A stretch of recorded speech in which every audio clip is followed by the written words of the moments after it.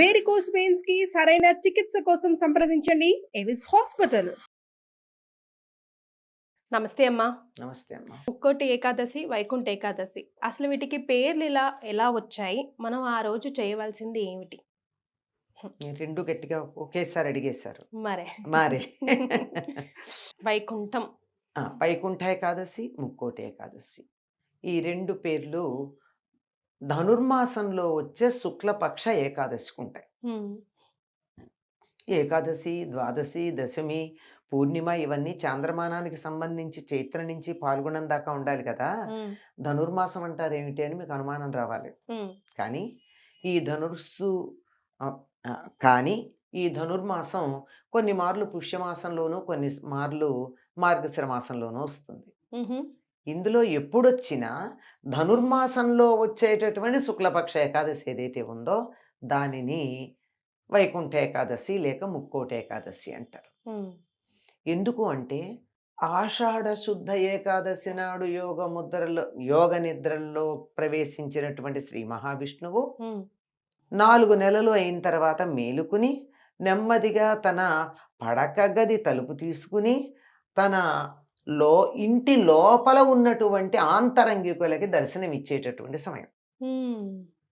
ఇప్పుడు మామూలుగా మనకి ఇంటికి ఎవరైనా వచ్చినట్టయితే ఆత్మీయులైతే ఇంటి లోపల మాట్లాడతాం, మిగిలినటువంటి వాళ్ళైతే సింహద్వారం బయటకు ముందుకొచ్చో బయటకు వచ్చి మాట్లాడతాం. ఇంటి లోపలికి అంతరాలయాల్లోకి రానియ్యం కదా, లోపల భాగాల్లోకి.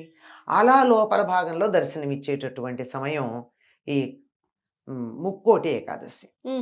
అంటే ఆషాఢ శుద్ధ ఏకాదశి నాడు నిద్రకు ఉపక్రమిస్తాడమ్మా. 4 నెలలు నిద్రిస్తాడు, యోగ నిద్ర. 4 నెలలు ఏమిటి లెక్క అంటే మనకి 1 సంవత్సరం జరిగితే దేవతలకు 1 రోజు అవుతుంది. మన 1 సంవత్సరంలో ఎన్ని పక్షాలు ఉంటాయి? నెలకి 2 పక్షాలు చొప్పున సంవత్సరానికి 24 పక్షాలు. మనకి రోజులో 24 గంటలు ఉంటాయి. మన 24 గంటల్లో మనం విశ్రాంతి తీసుకునే సమయం 8 గంటలు. కనుక 8 గంటలు అంటే 8 పక్షాలంటే 4 నెలలు. కనుక 4 నెలలు ఆయన విశ్రాంతి తీసుకుంటాడు. విశ్రాంతి తీసుకున్నాక తలుపు తీసుకుని బయటకు వస్తాడు. ఇది ఎప్పుడు బ్రాహ్మీ ముహూర్తాన, తెల్లవారుజామున. ఎప్పుడు తెల్లవారుతుంది? ఉదయం 6 గంటలు అయ్యాక తెల్లవారుతుంది మనకి. భగవంతుడికి ఎప్పుడు తెల్లవారుతుంది? మకర రాశిలో సూర్యుడు ప్రవేశించినప్పుడు సూర్యోదయం అవుతుంది. అది ఉత్తరాయణ ప్రారంభం. అందుకే మకర సంక్రమణాన్ని ఏమంటాం? ఉత్తరాయణ పుణ్యకాలం అనేటటువంటి పదం వాడతాం. అక్కడి నుంచి 6 నెలలు ఉత్తరాయణం. ఆ తరువాత జూలైలో వచ్చేటటువంటిది దక్షిణాయనం. దక్షిణాయనం 6 నెలలు రాత్రి, ఉత్తరాయణం 6 నెలలు పగలు. పగలు అంటే సూర్యోదయానికన్నా ముందే లేస్తాం. పద్ధతి తెలిసిన వాళ్ళు, సంప్రదాయం తెలిసిన వాళ్ళు ఎప్పుడు నిద్రలేస్తారు? సూర్యోదయానికన్నా ముందు 4-4:30కి లేస్తారు. సూర్యుడు ఉదయించాక లేవరు. మనం పడుకుని ఉండగా సూర్యుడు చూడకూడదట. అది లెక్క. అది మన నిద్ర లేవడానికి. అసలు ఎవరినైతే నిద్రిస్తున్నాగా సూర్యుడు చూస్తాడో వారికి ఎక్కువ తెలివితేటలు ఉండవు, అభివృద్ధి ఉండదు అని చెప్తారు. అంటే వాళ్ళని రోగుల కింద పరిగణిస్తాడంట సూర్యుడు అని మా నాన్న చెప్పారు. అదే అంటున్నాను. ఏమి ఆరోగ్యం ఉండదని చెప్పాను కదా. మరి అలాంటిది ఆ స్థితి ఉండకూడదు కదా. కనుక ఎప్పుడు లేవాలి? 4-4:30కి లేవాలి. మకర సంక్రమణం నాడు సూర్యోదయం అయ్యేటట్టయితే 1 సంవత్సరానికి ఎప్పుడు లేవాలి? సూర్యోదయానికన్నా ముందు లేవాలి కదా. కనీసం 1 నెల రోజులు ముందు లేవాలి. నెల అంటే వాళ్ళకి 1 నెల అంటే 2 గంటలు. 1 పక్షం అంటే గంట అన్నాం కదా. 6 గంటలకు సూర్యోదయం అయితే 5 గంటలకు లేచినట్టు. మకర సంక్రమణం నాడు సూర్యోదయం అయితే ధనుస్ సంక్రమణం నాడు నిద్రలేస్తాడు. అలా లేచి నెమ్మదిగా తలుపు తీసుకుని పడగదిలో నుంచి తన కోసం ఎదురు చూస్తున్నటువంటి వారు ఇంటి లోపల ఎదురు చూస్తున్న వాళ్ళకి దర్శనమిస్తారు.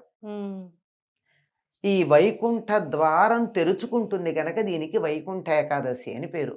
అప్పుడు తలుపులు తెరుచుకుంటాయి వైకుంఠానికి, శ్రీ మహావిష్ణువుని దర్శించుకోవడానికి. కనుక ఇది వైకుంఠ ఏకాదశి.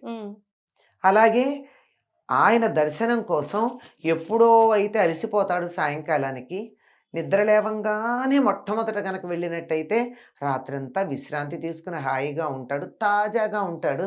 తాజాగా ఉన్నప్పుడు కొంచెం మనసు ప్రసన్నంగా ఉంటుంది. వెళ్ళి స్వామిని దర్శించుకుందామని చెప్పి ముక్కోటి దేవతలు అక్కడ ఉంటారు. కనుక ముక్కోటి ఏకాదశి నాడు విష్ణుమూర్తికి ఎవరైతే నమస్కారం చేసుకుంటారో వాళ్ళు ఎంతమందికి నమస్కారం చేసినట్టు? ముక్కోటి దేవతలకు నమస్కారం చేసినట్టు. ముక్కోటి దేవతలు నమస్కారం చేసుకోవడానికి ఒక్క చోట విష్ణువుని దర్శించుకోవడానికి వెళ్ళినటువంటి రోజు ఏదైతే ఉందో దాన్ని ముక్కోటి ఏకాదశి అన్నారు. వైకుంఠపు ద్వారాలు తెరుచుకుంటాయి గనక వైకుంఠ ఏకాదశి అన్నారు. ఇదమ్మా ఈ పేరు రావడానికి కలిగినటువంటి కారణం. నిజం మాట ఎట్లా ఉన్నా అసలు ఎందుకు ఆ మాట అంటారో తెలుసుకుందాం. సాధారణంగా దేవాలయాల సింహద్వారాలు తూర్పు వైపు ఉంటాయి, కానీ ఉత్తరం వైపు కూడా ఒక ద్వారం ఉంటుంది. ఆ ఉత్తర ద్వారం ఏమిటంటే ఈ ఇంటి లోపలికి వెళ్ళేది, తూర్పు ద్వారం ఏమో ఇంట్లోంచి బయటకు వచ్చేది. ఉత్తర ద్వార దర్శనం అంటే ఉత్తర ద్వారం ఇంటి లోపలికి ఉంటుంది గనక పడక గదిలోంచి వచ్చేది. ఆ లోపలికి వెళ్ళి అక్కడ స్వామిని దర్శించుకుంటున్నామంటే ఆయన ఎవరికి దర్శనం ఇస్తాడు? అక్కడ ఆత్మీయులు దగ్గర వాళ్ళకి ఇస్తాడు. అంటే మనం అక్కడి నుంచి వెళ్ళామంటే అర్థం ఏమిటి? మన స్వామికి ఆత్మీయులము అని మనని మనం ప్రకటించుకోవడం కోసం. ఆయన ఉత్తర ద్వారంలో నుంచి వచ్చాడు, తాజాగా నిద్ర లేచి చక్కగా విశ్రాంతి తీసుకుని ఎటువంటి అలసట లేకుండా ఫ్రెష్గా ఉన్నాడు. ఆయన దర్శనం కోసం అలా వెళ్ళడం జరుగుతుంది. అందుకని ఉత్తర ద్వారం ఒక్కరోజే తెరుస్తారు. మరి కొన్ని దేవాలయాలకి ఇరుకిరుగ్గా కట్టిన దేవాలయాల్లో ఉత్తర ద్వారం ఉండదు.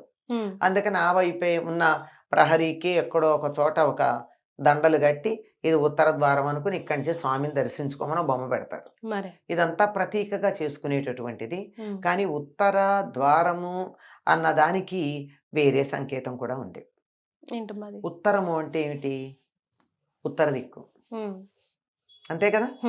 ఉత్తరం అంటే శ్రేష్టము అని కూడా అర్థం. ఉత్తర ద్వారం అంటే శ్రేష్టమైన ద్వారము, పైన ఉండే ద్వారం. మన శరీరంలో పైన ఉండే ద్వారం ఏమిటి? అదే ఆ ద్వారం దగ్గర భగవంతుడు ఉంటాడు కనుక అక్కడికి వెళ్ళి దర్శనం చేసుకోమని. మూలాధారంలో ఉన్నటువంటి కుండలినీ శక్తి ఏదైతే ఉందో 3.5 చుట్టలు చుట్టుకుని ఉండేది, అది ఒక్కసారి ఇలా పైకి లేచి ఇలా నిరాఘాటంగా, ధనుర్మాసం గురించి ఏం చెప్పుకున్నాం? ధనుర్మాసంలో ఏదైనా వింటి నుండి ఎక్కువ పెట్టబడి వదిలినటువంటి బాణంలాగా సూటిగా వెళ్ళిపోతుందని మూలాధారంలో ఉన్నటువంటి శక్తి ఈ వెన్నుపాము ద్వారా సూటిగా బయటికి వెళ్ళి ఇక్కడ ఉత్తర ద్వారం దాకా వెళ్ళడం జరుగుతుంది. కనుక ఆనాడు చేసే సాధన మనని నేరుగా ఉత్తరం వైపుకి, మన శరీరంలో ఉత్తర దిక్కిది, అక్కడికి తీసుకెడుతుంది అని చెప్పడానికి ఉత్తర ద్వారం అన్నారు. అక్కడ ఉత్తర ద్వారం ఏమో కానీ ఇక్కడ ఉత్తర ద్వారం తెలుసుకునే ప్రయత్నం గనక చేసినట్టయితే మనం ఆధ్యాత్మిక మార్గంలో ఉన్నత స్థానానికి వెళ్ళేటటువంటి అవకాశం ఉంది. అలాగే అమ్మ, ఏకాదశి కాబట్టి ఆ రోజు ఏకాదశి నియమాలు యాజ్ ఇట్ ఈస్ గా ఫాలో అవ్వాలి, ఏమైనా ప్రత్యేక నియమాలు ఉంటాయా? ఏకాదశి నియమాలు ఎలాగూ ఉంటాయి. ప్రత్యేక నియమాలు అంటే ఆనాడు పూర్తిగా విష్ణువుని ధ్యానం చేయాలి. మరి ప్రతి ఏకాదశికి సంవత్సరంలో 24 ఏకాదశులు వస్తాయి. 24 ఏకాదశులు పూర్తి నియమాలు పాటించలేం. ఏదో అభ్యంగన స్నానం కాదు, తల స్నానం చేయడం, అభ్యంగనం చేయకూడదు ఆ రోజు. మామూలు నీళ్లే పోసుకోవాలి తల మీద. ఓకే, అది భోగానికి చిహ్నం కదా అభ్యంగన స్నానం. చేత మామూలుగా స్నానం చేసి వీలైనంత వరకు విష్ణు స్మరణ చేసి విష్ణు సహస్రనామాదికాలు ఏవో అధ్యయనం చేస్తూ రోజును గడుపుతూ వీలైతే ఏ ఆహారం తినకుండా ఉండడం. మంచినీళ్ళు కూడా తీసుకోకూడదమ్మా? అలా ఏం లేదమ్మా, మన సంప్రదాయంలో అంత కాఠిన్యం లేదు. ఒక్క జ్యేష్ఠమాసంలో అనుకుంటా ఒక్క ఏకాదశికి నిర్జల ఏకాదశి అని పేరు. ఆ ఒక్క ఏకాదశి నాడే నీళ్లు కూడా తీసుకోకుండా ఉంటారు. మన దగ్గర అంతటి కఠినమైనటువంటి నియమాలు, నువ్వు ఇవి పాటించకపోతే నరకానికి వెళ్ళిపోతావని శాపాలు ఏమి ఉండవమ్మా. ఎవరికి ఎంత వీలైతే అంతవరకు పాటిస్తూ ఉండటం, వాటి వల్ల చక్కగా హాయిగా సుఖంగానే మన మార్గం కూడా సుఖంగానే ఉంటుంది. కనుక ఉపవాసం ఉండేటటువంటి వాళ్ళు భోజనం చేయకుండా పళ్ళో పాలో తీసుకోవచ్చు. తీసుకుని భగవద్ధ్యానంలో ఎక్కువ సమయాన్ని గడిపితే మన జీవ ప్రజ్ఞ అలా ఉన్నత స్థితికి అలా పైకి వెళ్ళడానికి అవకాశం ఉండేటటువంటిది. అది ఈ ప్రతి ఏకాదశికి చేసే నియమాల కన్నా దీన్ని మరి కొంచెం అధికంగా, అంటే అప్పుడు ఏదో ప్రతి ఏకాదశికి ఒకసారి విష్ణు సహస్రనామం చదువుతాను అనుకుంటే ఈసారి ఎక్కువ సార్లు చేస్తారు. కొంచెం ఎక్కువగా చేయడం వీలైతే. ఉద్యోగాలకు వెళ్ళిపోతుంటాం కదా. అదేమ్మా నేను అన్నది, వీలైతే అన్న పదం ఒకటి వాడాను, పూర్తి అవన్నీ ఇలా ఉమ్, వీలైతే దేవాలయానికి వెళ్ళి ఉత్తర ద్వారం గుండా దర్శనం చేసుకోవడం. ఉమ్, అలాగే ఏదైనా అధికంగా చేయాలనుకుంటే చేయడం. ఉమ్, ఏది చేయాలనుకున్నా భగవద్ధ్యానానికి సంబంధించినవే చెయ్యాలి. అది కాస్త చేస్తే కూడా ఎక్కువ ప్రయోజనం ఉంటుంది అన్న ఉద్దేశంతో, అంటే ఏ సమయంలో మనం చేసే సాధన ఎక్కువ ఫలితం ఇస్తుంది అని తెలిసి ఋషులు మనకి చెప్పారు. ఉమ్, ఈ సమయంలో చేసేది ఎక్కువ ఫలితాన్ని ఇస్తుంది అని. కొంతమంది మేము ఉపవాసం ఉండలేమండి, మందులు వేసుకుంటాం, పొట్టలో ఏదో ఒకటి లేకపోతే ఆ మందులకి వికారం వస్తుంది అంటారు. ఉమ్, అటువంటి వాళ్ళు ఏం చేయొచ్చు అంటే పళ్ళో పాలు తీసుకోవచ్చు. ఓకే. లేదండి మాకు అది కూడా పడవు, గట్టిగా ఏదన్నా ఉండాలి ఘన పదార్థం అంటే ఉప్పు లేకుండా తింటారు. ఉహుం, ఓకే. ఏదైనా సరే తీపి పదార్థంగా వండినది చేసుకొని, ఏది తినకూడదు, రా వండింది మెటీరియల్. కూడా తినకుండా ఉండడం మంచిది. ఉమ్, లేదా అలాంటిది ఏమన్నా తినకపోతే ఉండలేను అంటే ఆ వండేటటువంటిది ఏదో వితౌట్ సాల్ట్, ఉప్పు లేకుండా. ఉప్పు లేకుండా ఉండేది. ఎక్కువ మంది తేలిగ్గా ఉంటుందని సత్యనామూర్తి ప్రసాదం లాగా చేస్తారు కదమ్మా హల్వా, అమ్మా. ఆ హల్వా చేసేసుకుంటారు. అందులో ఉప్పు ఉండాల్సిన పని లేదు గనక. ఉమ్, అది లేదంటే అంత తీపి కూడా తినడానికి వీలైన పరిస్థితులు ఉంటాయి కొంతమందికి. ఉమ్, అప్పుడు హాయిగా రవ్వనే ఉడకబెట్టుకుని తింటారు. అందులో ఏ రకమైన ఉప్పు కారాలు వేసుకోకుండా. వేసుకోకుండా. రైట్. చాలా సంతోషం అమ్మా, ధన్యవాదాలు. మంచిదమ్మా.